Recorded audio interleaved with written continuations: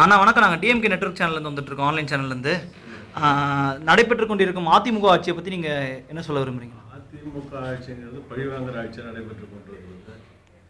அரசாங்கம் என்பதற்கு பிறகு இது போலீஸ் ராஜ்யம் என்று சொல்லலாம்.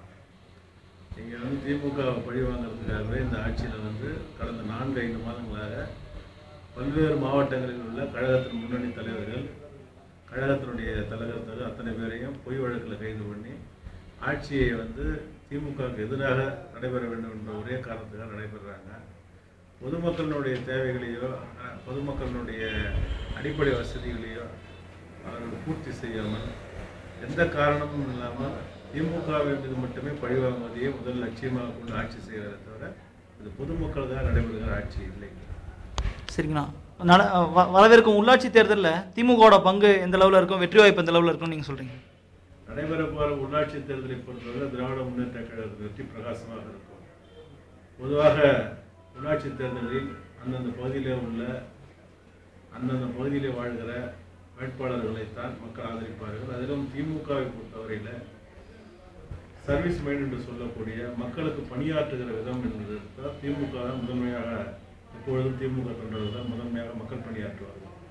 ஆகவே தமிழகத்திலே உள்ள அனைத்து நகரங்களிலும் அனைத்து உள்ளாட்சிகளிலும் திமுகவினுடைய பிரதிநிதிகள் வேட்பாளராக நிற்கிற சமயத்தில் வெற்றி வாய்ப்பு இருக்கும்.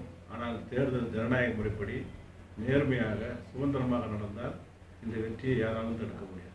உங்களை மிட் நைட்டில் 3:30 AM ஒரு ஹியூமன் ரைட்ஸ்க்கு டிஸானடாக அகைன்ஸ்டாக அரெஸ்ட் பண்ணியிருக்காங்க. ஒரு ஹியூமன் ரைட்ஸில் அகைன்ஸ்டாக உங்களை 3:30 AM அரெஸ்ட் பண்ணியிருக்காங்க. அதை பற்றி நீங்கள் என்ன சொல்ல விரும்புகிறீங்க? அது ஏற்கனவே மனித உரிமை கழகத்தில் இது சம்பந்தமாக நான் புகார் பதிவு பண்ணியிருக்கிறேன். ஆல்ரெடி சுப்ரீம் கோர்ட்டில் பல உத்தரவுகள் பிறப்பிக்கப்பட்டிருக்கிறது. ஒரு மனிதன் தன் இண்டிவிஜுவலாக ஒரு போலீஸ் அரெஸ்ட் பண்ணணும்னா எந்த நேரத்தில் பண்ணணும்னா சொல்லியிருக்கிறாங்க. நான் ஒரு சட்டமன்ற உறுப்பினராக இருக்கிறேன். மக்கள் பிரதிநிதி 2 லட்சத்துக்கு பெரும்பட்ட மக்கள் பிரதிநிதி. என் மீது யாரோ ஒருவர் புகார் கொடுக்கிறார் என்றாலும் பரவாயில்லை, போலீஸாரால் தேடப்படும் குற்றவாளி ஒருவர் புகார் தருகிறார்.